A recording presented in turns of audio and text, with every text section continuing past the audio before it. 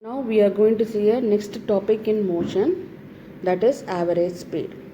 So we want to consider the average speed only when the object is in non-uniform. This is important.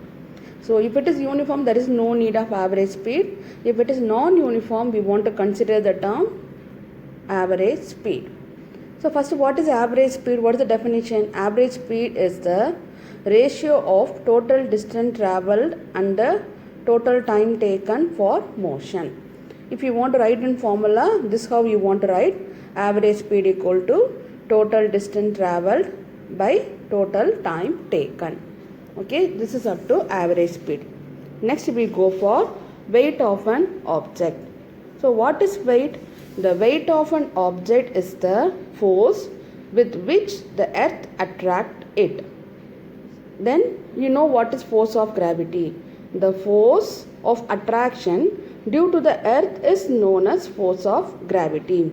So simply we define weight of an object is the force of gravity experienced by the object. And the SI unit of weight is Newton, but we are generally using kilogram. But so the commonly used SI unit of weight is kilogram force and kilogram weight. So what is kilogram force? The force of gravity acting on 1 kg of mass is called kilogram force. So in formula, how we are express? W is equal to m into g. Now as you know that 1 kgf is equal to 9.8 Newton. So for our easy calculation, we are approximate this to 10 Newton. Okay.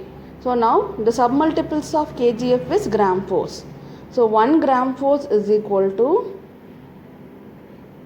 1 by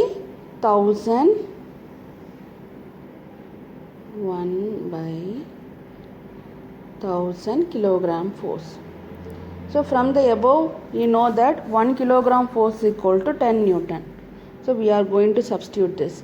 So 1 gram force is equal to 10 Newton by 1000. If you are cancel, so 1 gram force equal to 1 by 100 Newton. So this is you want to remember. Next is some of the important terms. Difference between mass and weight. This is very important. First one, mass. First write the definition. Mass is the quantity of matter present in an object. And what is the definition of weight? The weight of an object is the force of gravity experienced by an object.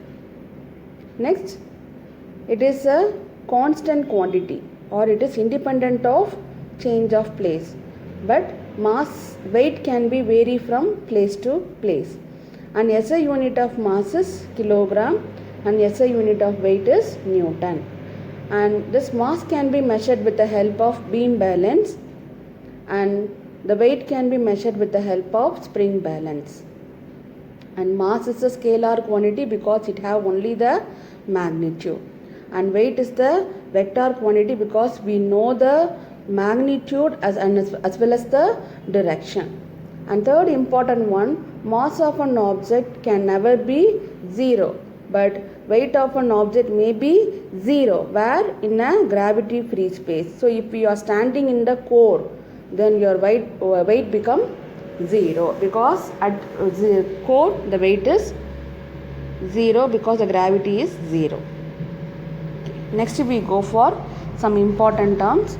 The gravity is not equal on the earth's surface. So this force is maximum at the poles and minimum at the equator.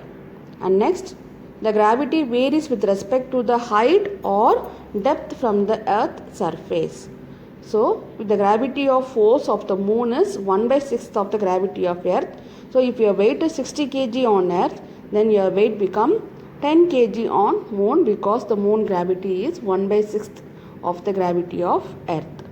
And you know that some of the instrument we are using to measure the weight, some of the instruments given in your book. So up to this we are conclude this class and conclude the chapter. Thank you. Now we